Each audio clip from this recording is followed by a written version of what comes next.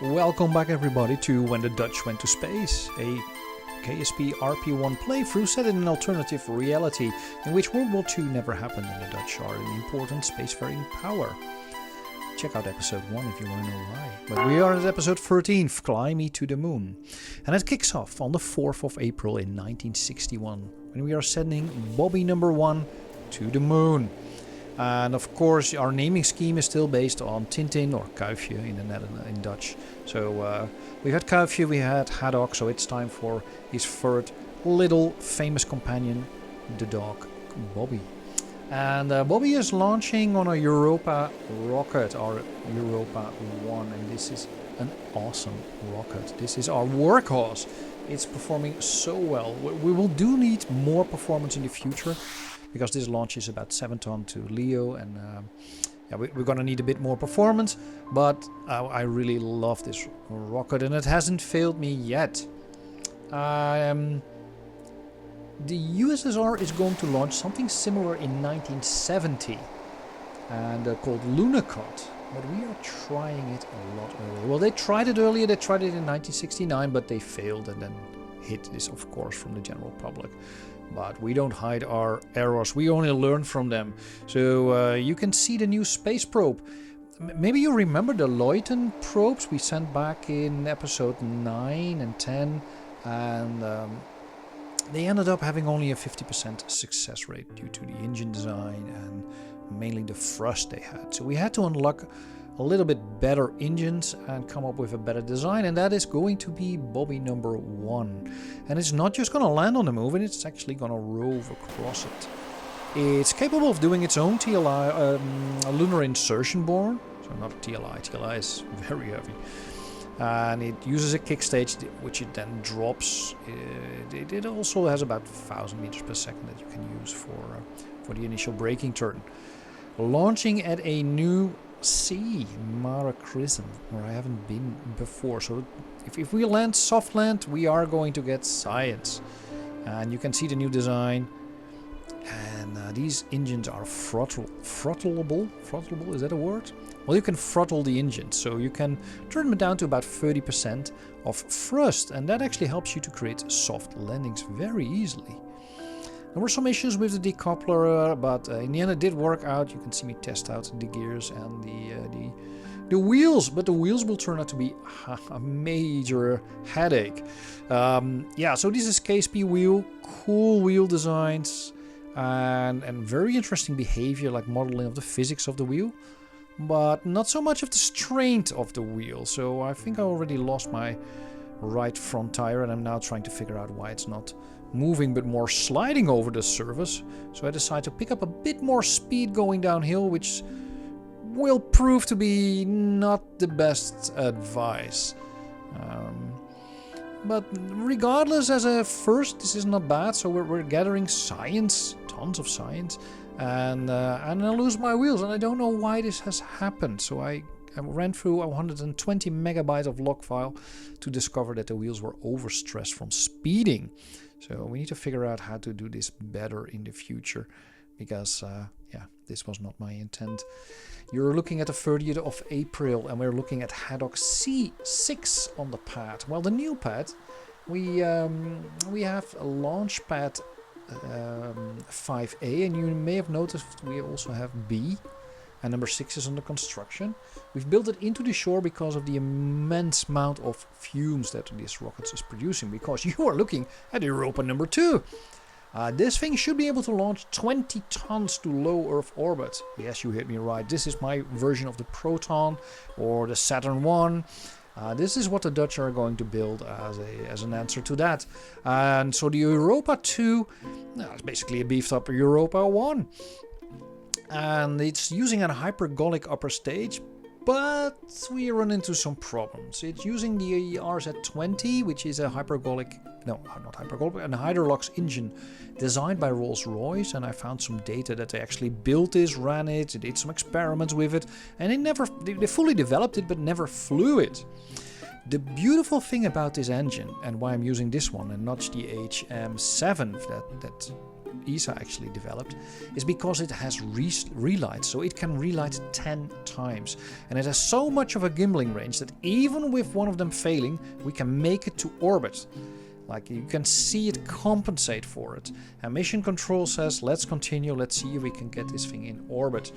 And Micah from the Berg, which is of course our go-to test pilot for experimental craft, is joined by Ian Hughes from the UK, probably because they worked on this engine.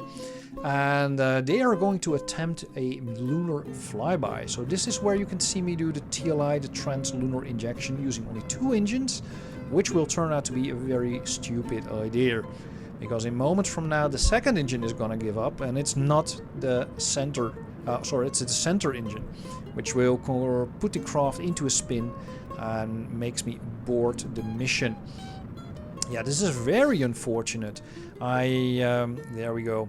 I could have considered doing it differently, but we aborted the mission, and fortunately the Haddock has its own propulsion state. It has, in this configuration, still about 900 meters per second, which is enough to get us on a trajectory safely back to our planet Earth. But Micah and Ian are of course very disappointed, and they are in for a harsh re-entry.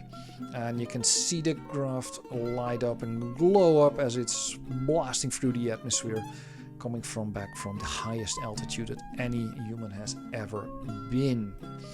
Yeah, but they do make it back in one piece, but we have some more test data to collect on this engine.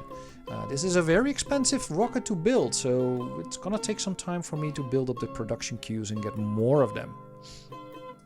But regardless, we're happy that our astronauts are safe and sound in one piece. And meanwhile, we are preparing, of course, a new rocket, which is Bobby number 2. And basically, we changed the gearing setting, which is something you can do in KSP Wheel, which I urge you to explore because it's interesting. There's a gearbox in every engine that you can use to either go faster or get more power towards the wheels. And that's basically what we're trying to do. We're trying to limit the speed and giving it more torque. So I hope that this time the wheels will stay in one piece. And Europa 1 performs great and launches us into low Earth orbit. And you can see the craft kick stage getting ready to put our craft on a trajectory towards the moon. This stage has about 3,500 meters per second, so it's slightly overpowered. But I've done this on purpose so that I have an additional delta view, so that if the probe gets heavier, I actually have more fuel to play with. Also, I've had a couple of times where the engines had a efficiency problem, and then they would still make it to orbit. Regardless, Bobby 2 is making a great insertion into an orbit on Luna. You can see kicking up the Gamma circularization stage, because the Gamma, like the early Gamma, the Gamma 101S, has relights as well. I think it's about 4 or 5, but it's enough. So we are picking our crater that we're going to land. I forgot which one we're actually landing. So what I try to do is pick unique craters. And I can do this by flipping on MacJab's landing assist mode, and it will tell me where I am going to land. And then looking at what data I already have, I can actually pick a crater or biome that I haven't visited yet. And yeah, that's a great way to get more science in. And look at the graph hovering down, finding a nice boulder-free spot to put itself down. And much better than the recent moon landings, I may add to that.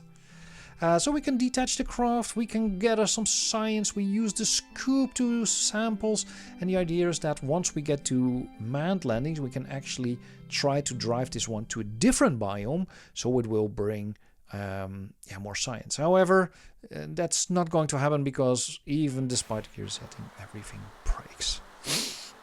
Yeah, so we need more data on the RZ-20, and this is going to happen this time from a new type of rocket or spacecraft, because launching from Surya spaceport is Zonnebloem 1 and launching on the 17th of July. And Zonnebloem is of course the friend from Kuifje, Tintin, and it's the professor.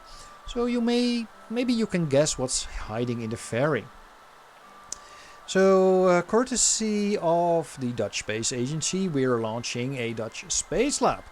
And, well, maybe we never built a complete lab, but we did contribute to Space Lab 1, and the one that was, both space labs actually, the one that's currently on orbit and the one that was in the cargo bay of the space shuttle. And if you want to see a mock-up of this space lab, you can go to Noordwijk in the Netherlands, to STEC, and they actually have a full-sized mock-up of the original space lab, which is extremely cool. But you can see we are putting our first space station in orbit way before anybody else is actually doing this. It's a prototype space station. It's gonna run out of power at some point because the solar power is not that good. And I also lost all the experiments. I'm not sure what happened, but they were gone. So if you're playing RP-1, you can... typically you don't have these experiments set up there. So RP-1 currently does not support the early space station contracts or programs, but if you go onto GitHub, you can actually find the patches that are going to be included. And I sort of backported that to my current version, but I made some mistakes, and despite having launched with the experiments, they are now gone. So, the next day, the 18th of July, Haddock C7 is launching, and on board are Bertrand Dubois, our veteran scientist, and Shunarti Singh, our veteran pilot. And they have lots of experience with docking by now. They are using a still earlier configuration of the spacecraft. This one's using nitrous oxide for their thrusters. We're going to switch to a different fuel in the future, but for now it's okay. And they're catching up with the station. They took about 2 days to actually catch up with it because I was not that good in getting them in the right orbit. But you may now realize this means that I've put the station in a 43.5 degrees orbit. Otherwise it would not be accessible from the Netherlands.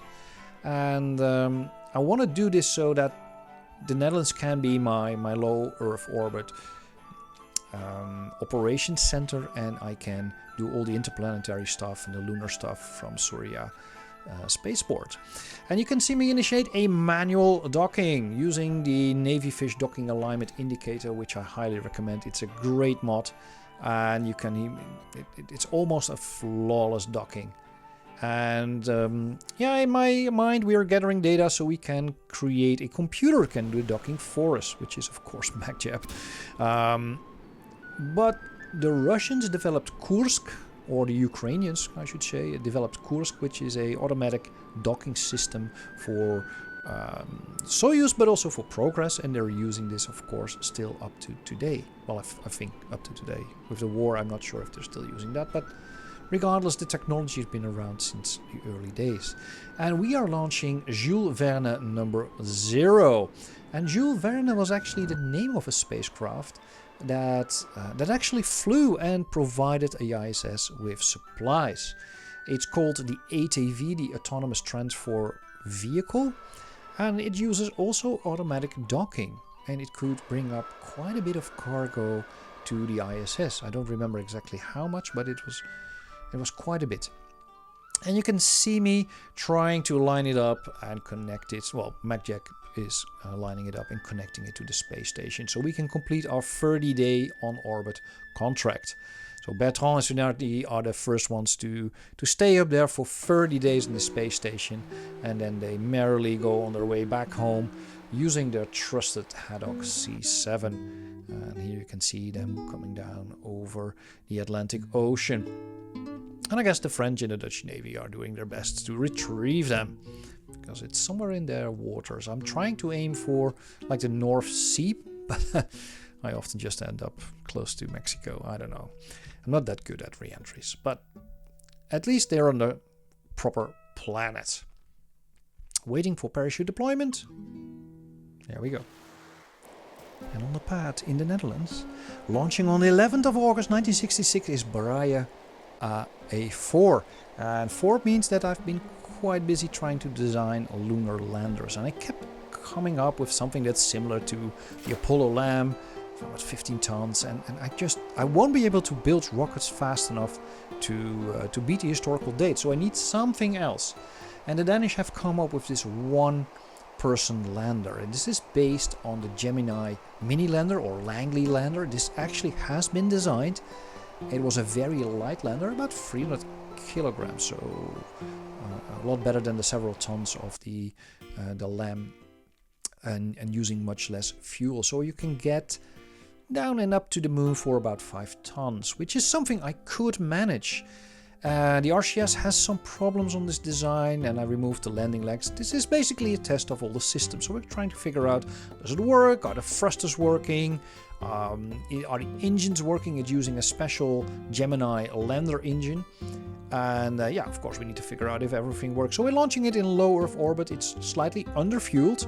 Otherwise, the NL4 can't really put it into orbit or in the inclination that I wanted it to be. But we can see the engine light up, and it has more than 4,000 meters per second of delta V in this configuration. It has a staging built in, so you can see the small engine over here. This should be more than enough of getting down to the surface of the moon and getting back up. The docking port does not support crew transfer, so we need to figure out how to do these EVAs and actually get back into the other vehicles. But first, we need to get people to the moon. And that's everything for the next mission.